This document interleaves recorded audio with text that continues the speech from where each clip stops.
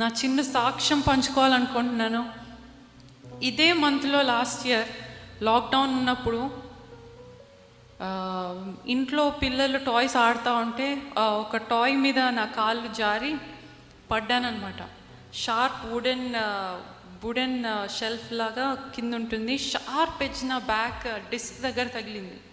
నా whole wait వెళ్ళి దాని మీద పడింది అనమాట.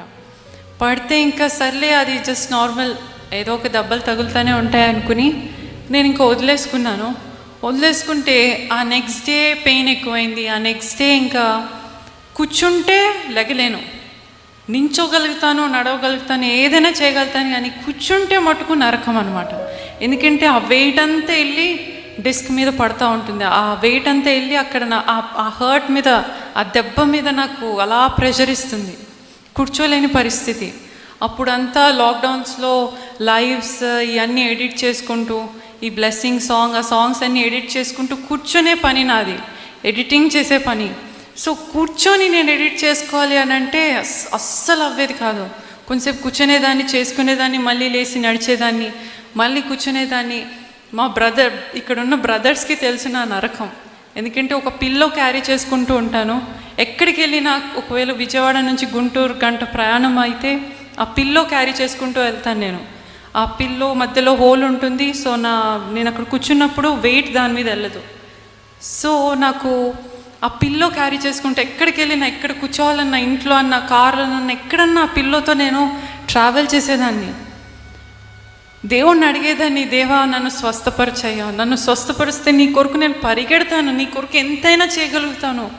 ఈ లాక్డౌన్ టైంలో ఎంత చేయాలని ఉంటుందో నీ కొరకు, నన్ను ఎందుకు ఇలా కూర్చోపెడుతున్నావు, నన్ను ఎందుకు ఇలా చేస్తున్నావు, నన్ను స్వస్థపరచు, నువ్వు యెహోవా రఫావి, నువ్వు స్వస్థపరుస్తావని నేను బోధిస్తున్నాను, కానీ నాకు స్వస్థత రావట్లేదు ఏంటి, నన్ను స్వస్థపరిచయ్యా అని ఒక్కటే ఏడ్చేదాన్ని.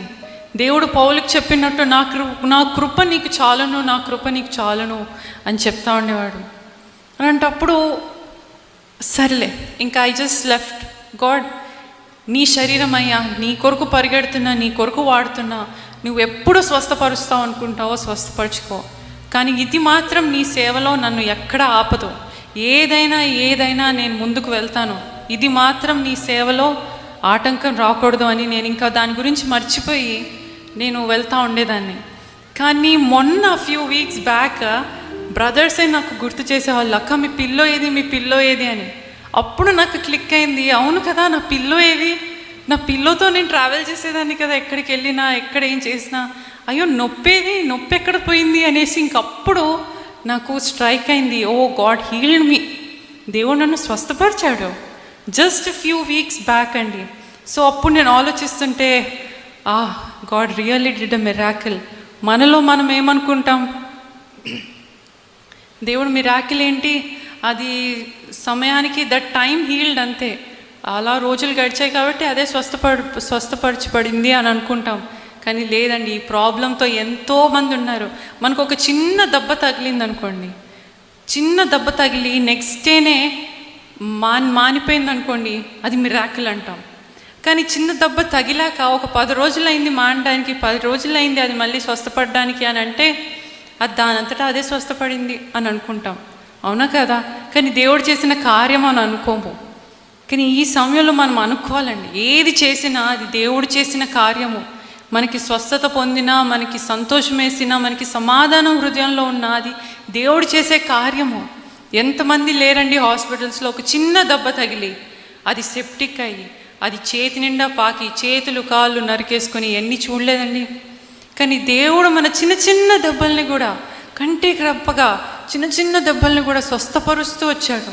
కంటికి రెప్పగా కాస్తున్నాడండి, నిద్రపోకుండా, కునకకుండా, నిద్రపోకుండా మనల్ని కాస్తున్న దేవుణ్ణి మనం నమ్మాలి. మనకి ఇంత క్షేమాన్ని, ఇంత కృపని, ఇంత ఆరోగ్యాన్ని ఇచ్చిన దేవుణ్ణి మనం ఏం చేస్తున్నాం, మన క్షేమాన్ని, మన సుఖభోగాల్ని చూసుకుంటూ మనం గృహంలో ఉంటున్నాం, అవునా. దేవుని సువార్తను ప్రకటించే అవసరత ఎంతో ఉందండి ఈ లోకంలో. ఎంతోమందికి తెలీదు అసలు. ఆన్లైన్లో, గూగుల్లో ద మోస్ట్ సర్చ్డ్ థింగ్ ఏంటంటే, అసలైతే before lockdown and all pornography ఎక్కువ సర్చ్ చేసేవాళ్ళంట ఆన్లైన్లో. కానీ ఈ కాలంలో, ఈ లాక్డౌన్, ఈ కరోనా, ఈ మరణపు తెగులు అంటుకున్నప్పుడు ప్రతి ఒక్కరు they are in search of God అంట. Who is the real God అని సర్చ్ చేయడం మొదలు పెడుతున్నారంట గూగుల్లో. That is the mostly searched, that is the main, that's the first thing that they are searching. Who is the real God, who is the real God, నిజమైన దేవుడెవడు? ఎందుకంటే నేను సేవిస్తున్న దేవుడు నన్ను ఎలాగో కాపాడట్లేదు, మరి నిజమైన దేవుడు ఎవరు అన్న సర్చ్లో ఉన్నారంట. ఆ సర్చ్లో ఉన్నప్పుడు మనం వెళ్ళి ఈ శుభవార్తని చెప్తే ఒక ఆత్మని రక్షించిన వాళ్ళం అవుతామండి. ప్రేమతో వాక్యాన్ని ప్రకటించే వాళ్ళంగా బాధ్యత మనకిచ్చాడు దేవుడు.